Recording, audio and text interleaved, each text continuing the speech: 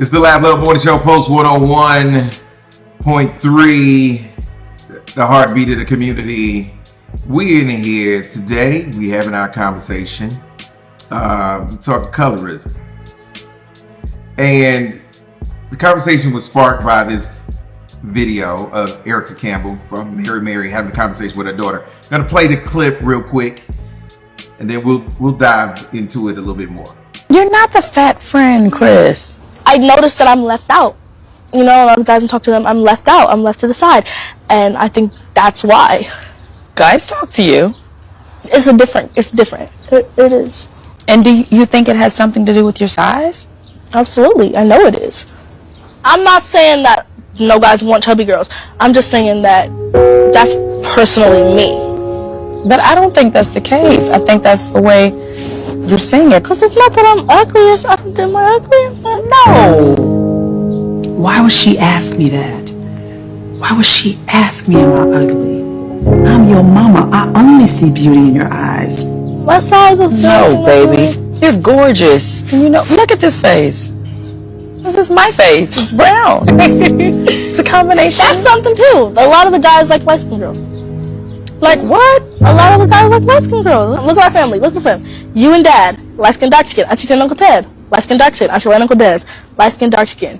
The only two dark skin families is Auntie Lisa, Uncle Errol, and Nana and Grandpa. That's still two. It's not. Look at all these beautiful brown women in the world. Look at Gabrielle Union. She's brown, gorgeous, amazing husband. Look at Kelly Rowland, beautiful. Like, these are beautiful brown women everywhere. Mom, think all around you.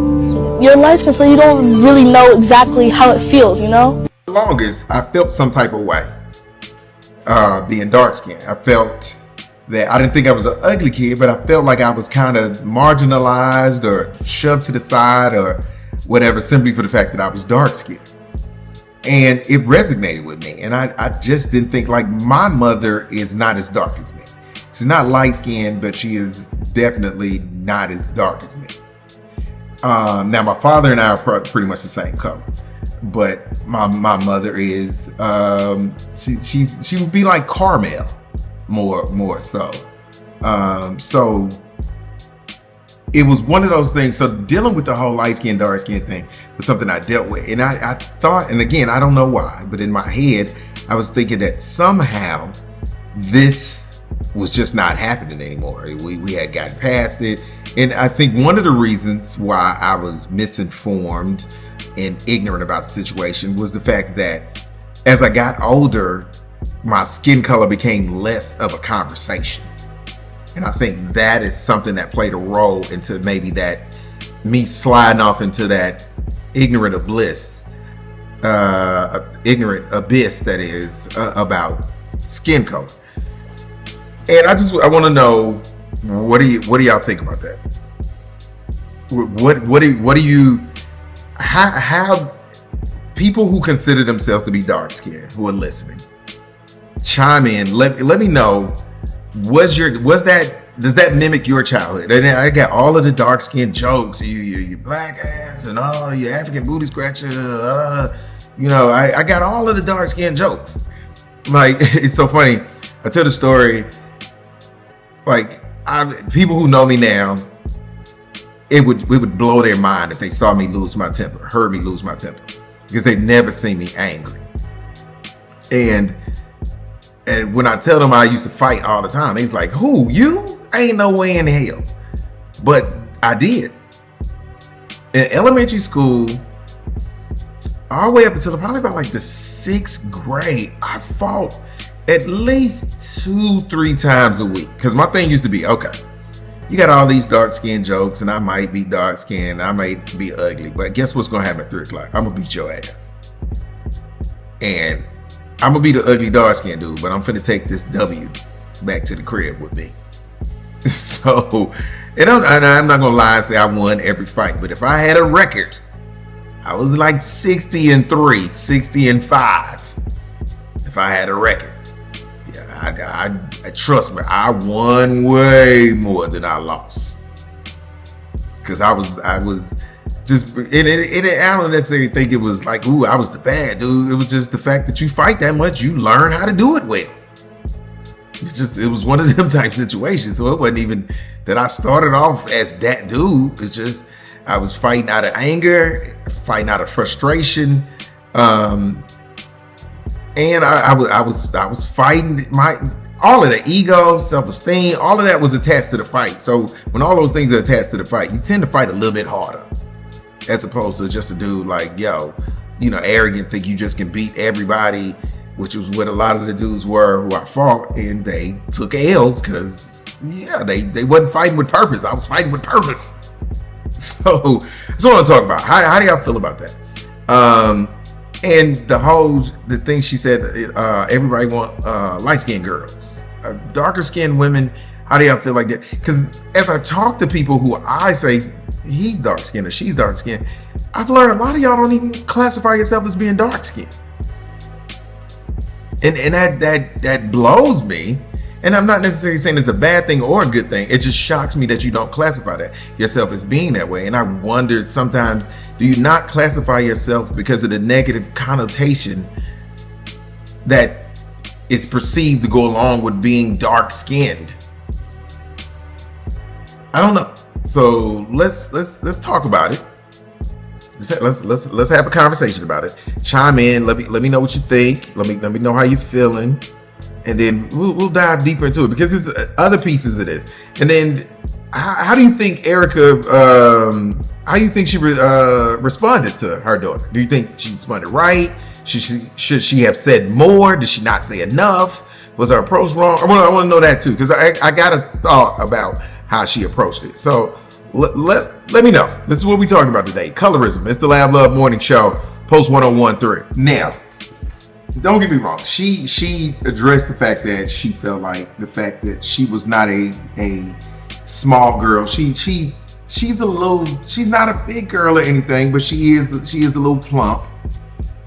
But which I don't think there's anything wrong with. I mean, kids start off at different sizes and they slim out and all that. So that to me, that's not necessarily an issue at this point for her. So first let's address how Erica responded to her. I need y'all to chime in. Remember, when City's not here, I need your response. How do you think Erica responded? Do you think it was a good response? Do you think she said enough? Do you think she didn't say enough? What do you think about Erica's response? And while y'all are responding to that, got a couple comments already. Said colorism is still alive and ugly as ever. I had to tell a dark-skinned sister to stop saying black, black, black when describing another dark-skinned sister. She was saying it in such disdain. Trust me, I have been there. I know the disdain that you're saying. Because even now, I think sometimes, when you call yourself going back and forth and playing the dozens with people, and I'm not a big fan of that. I do it with comics because comics got thicker skin, but just with regular people, I don't do that, because what I've learned is, even in doing that, there are a lot of us who think calling you with your black ass, that's a put down. That's a put down to them. See, so that lets you know the mentality towards darker skinned people, it's still pervasive. If you think simply saying with your black ass was a put down, then you somehow think that having darker skin and calling me out or calling someone out about their darker skin is a one-upping on them. And that's crazy to me.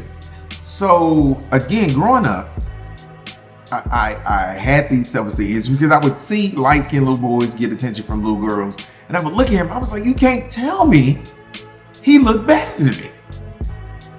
And so my thing was, the only reason he possibly could be getting attention from girls and I'm not is because he light-skinned. So I connected the two. And when we was kids and they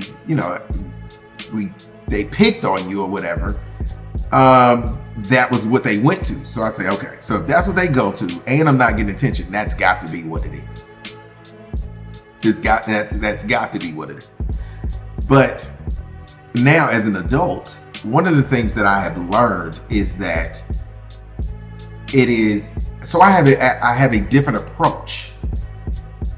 So that's why I'm asking y'all, what do you think about how Erica approached it? Because I don't think she approached it bad, but that's not necessarily the way I would have approached it. And the reason why I would not have approached it that way, I think one of the things with bullying, but because I don't necessarily take, kids tease each other. Kids tend to pick out the differences in each other, and they highlight those differences. Now, today, the buzzword is bullying. They call that bullying, but kids just notice different. Even little 3-year-olds or 4-year-olds, they notice differences in each other. They'll talk and they have no ill intent whatsoever, but a 3-year-old will walk up to another 3-year-old like, yo, why you got that, a kid can have a birthmark on their face like, yo, why you got that black mark on your face? And they're not saying that, they're 3. They're not being malicious with it. They just noticed that this baby has a darker mark on their face than they do. So it's something that kids do. Now, of course, as they get older, sometimes there becomes a malicious intent to it. But I think because we start to pick on each other and we point out, and we think pointing out people's differences is funny. We stood outside playing the dozens, and we do it. People do it all the time. So I don't necessarily think all teasing from kids is necessarily bullying. I think there is a limit to it, and I think there is a playfulness, there can be a playfulness to it. And the reality is, the world bullies you. If you grown, you get bullied. Your bills bully you every day. Life bully you every day. So it just is what it is. So I think, so my approach is a little bit different. So response says, while I can't say her response was right or wrong, but I can say she could have done a better job at validating her daughter's feelings. And while she tried to give examples of beauty darker women, it probably didn't help because those examples were slim women. I feel that. I feel that. So,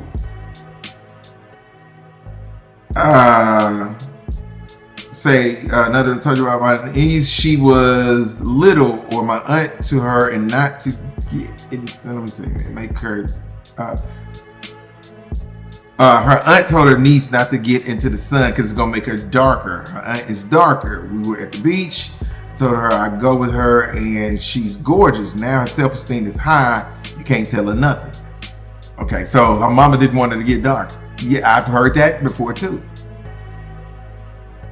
Don't be in the sun and get dark. You gonna get black. So what if I do?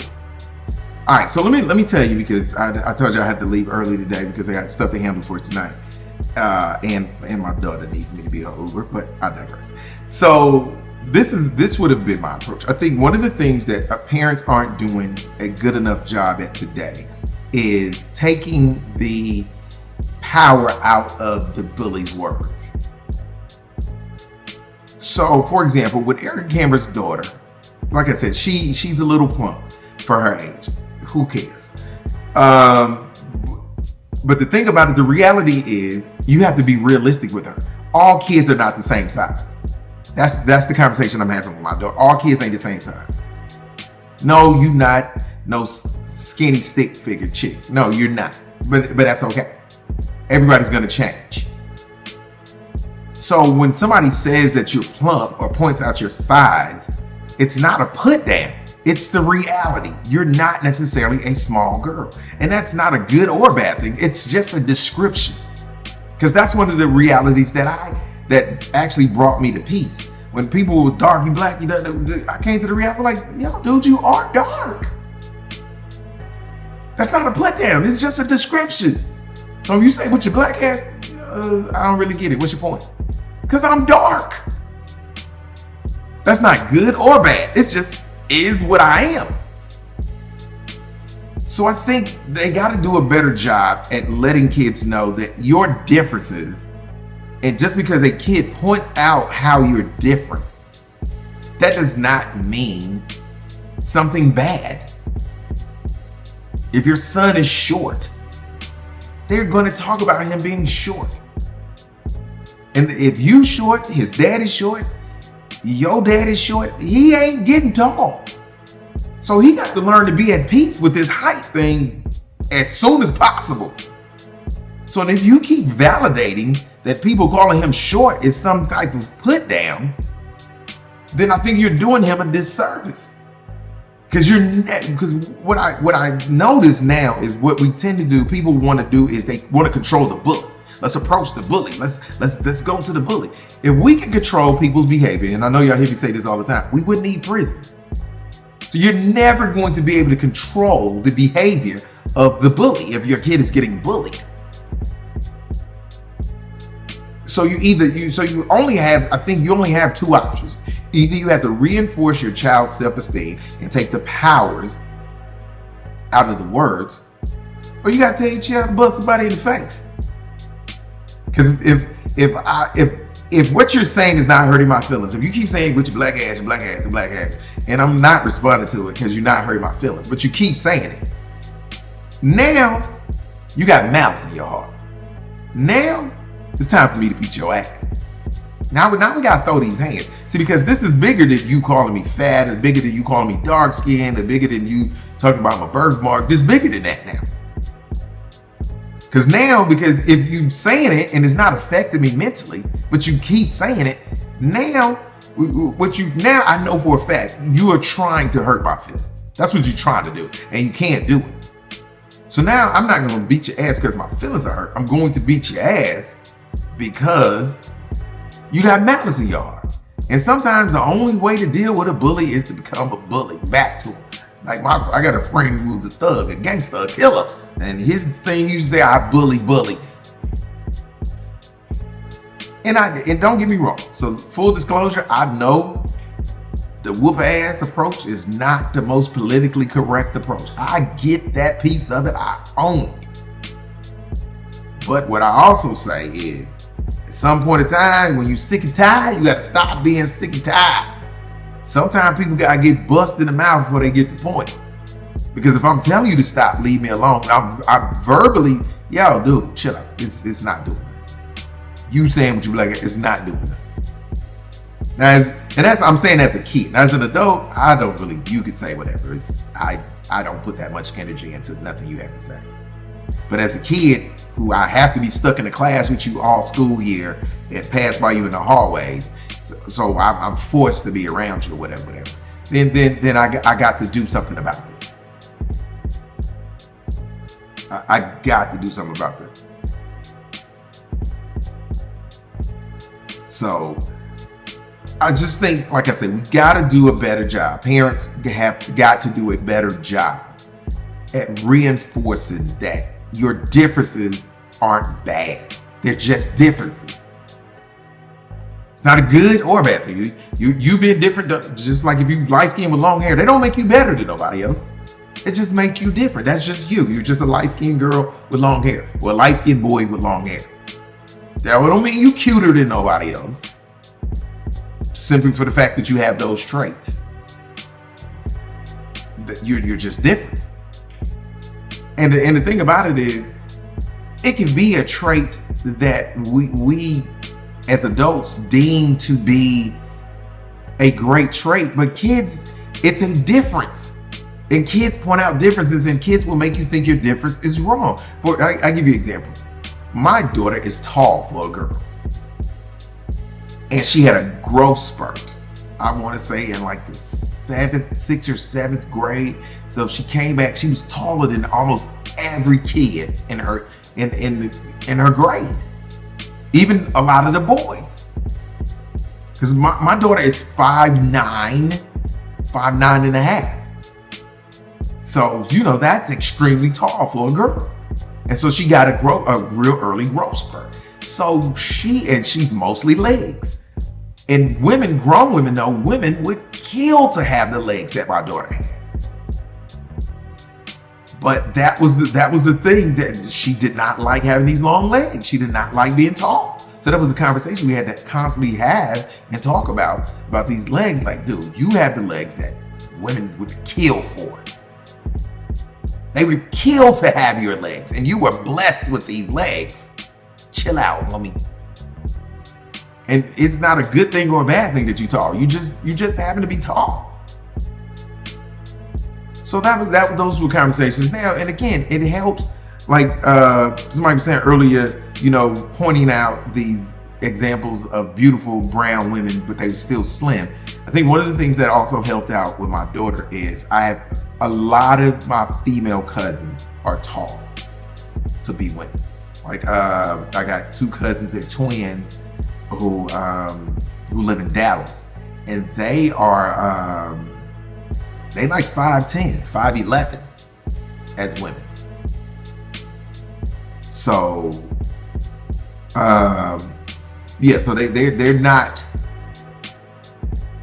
they not small women. So when she met them and she saw that she had other family members, women that were her same height, she's like, oh, okay, cool. And the good thing about my kids, and I'm blessed, the fact that they have a high level of no F's given about what other people think. See, so even with the leg thing, it was less about how other people saw her legs. She just didn't like being that different from everybody else. She wasn't necessarily worried about what the other kids were saying, because my daughter got a little thug in her too. So, yeah, she it was different. Another response said, I don't think Erica's response would have made a difference because the daughter is reflecting on how she perceives how others have looked at her. I can get down with that.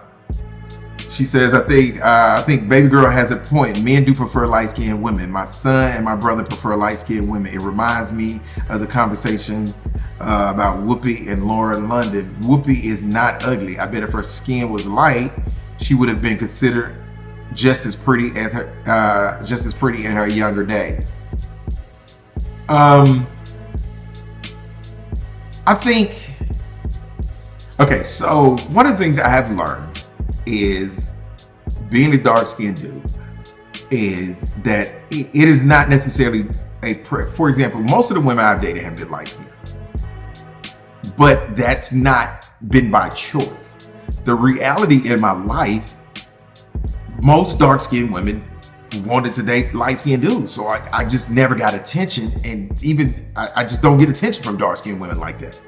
So it's never been a, man, I want me a light-skinned chick. I honestly don't care like that. I don't care whether you're light-skinned or dark-skinned. It's actually not a factor in the selection process.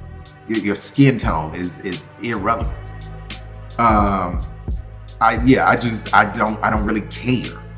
I just want you, if I find you attractive, I find you attractive. You could be light skin, dark skin, brown skin.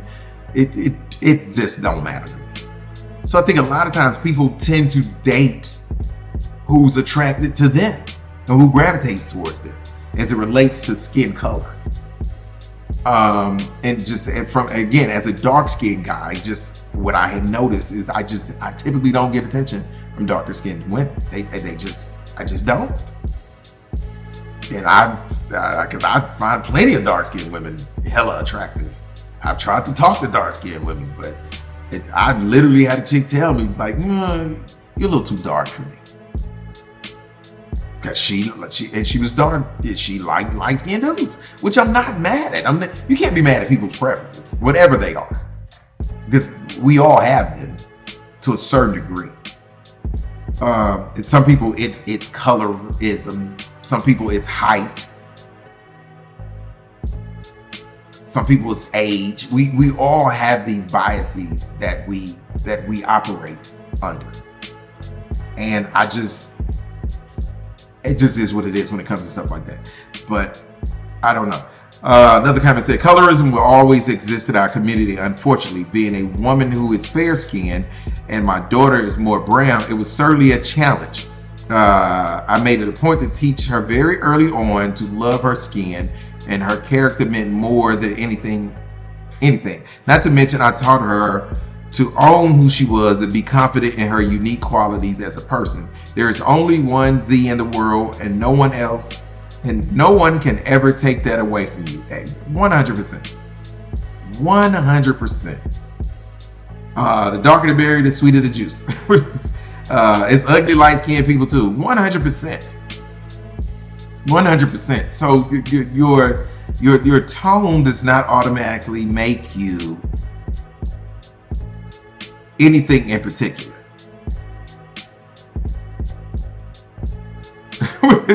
Somebody says skin tone absolutely does matter. I'm not physically attracted to light skinned or white men. Period. LOL. Hey. Now, no. I like a little pigmentation. So let me say that I do like a little pigmentation. You gotta have some pigmentation. We just can't be walking around here opaque. My bad, I'm using SAT words early in the morning again. But so you gotta have the pigmentation. I prefer pigmentation 100%. Another comment says, sometimes personal preference comes from experience. My dad was dark skinned, and the way he treated my mom and my siblings, and I set in my head that I wanted a man like my daddy, and complexion was key. My grandson at 8 seems to gravitate to the fluffy little girls at school. When I ask him why, he says they remind him of me. See what I'm saying? So I agree.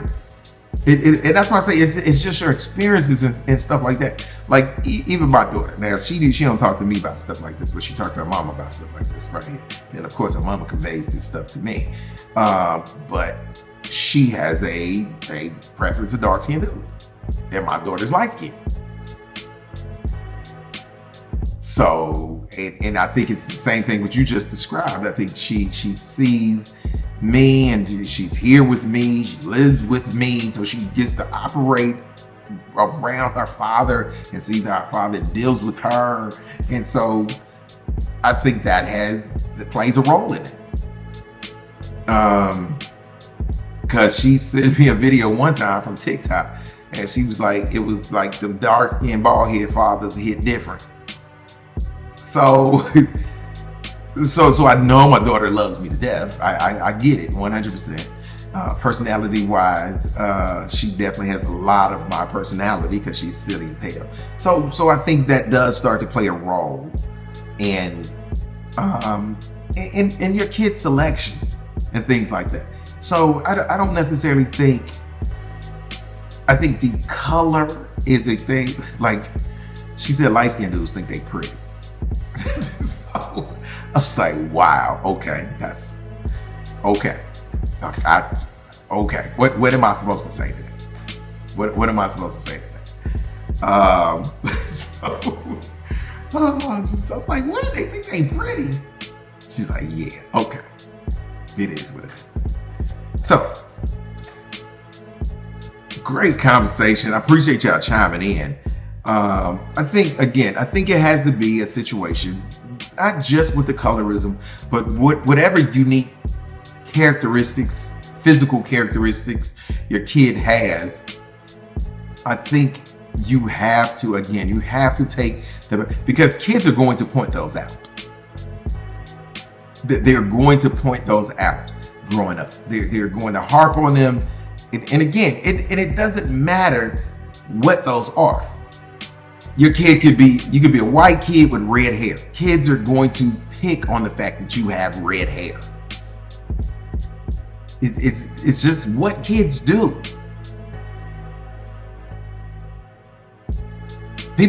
Most guys would love to be 6 feet above. But the kid who gets a growth spurt in the 6th grade and is 6'3", he feels awkward. And he's the height 80% and 90% of men would love to have. But he feels awkward being that height in the 6th grade. So again, and kids are going to pick on him about it. They're going to call him tree, and they're going to call him string bean, and I've seen it. So it doesn't really matter what your kids' differences are. Kids are going to point them out. And I think you just have to give them the tools to respond when those things happen. And the tools can't be just you It's gonna be okay. It's gonna be okay. I'm gonna call the school. I'm gonna show up to the school and I'm gonna fight the bully. Come on. Come on. What do you think? What do you really think you saw by showing up to the school to fight the bully? Well, the school ain't doing nothing. Then I think you have to take. But that's a whole nother conversation for another day. That's the bullying conversation. We'll have a conversation about bullying on another day. But on today, this is what we're talking about, colorism. All right, I got to get up out of here, people. Hey, everybody have a great day. Enjoy the rest of your day. Until then.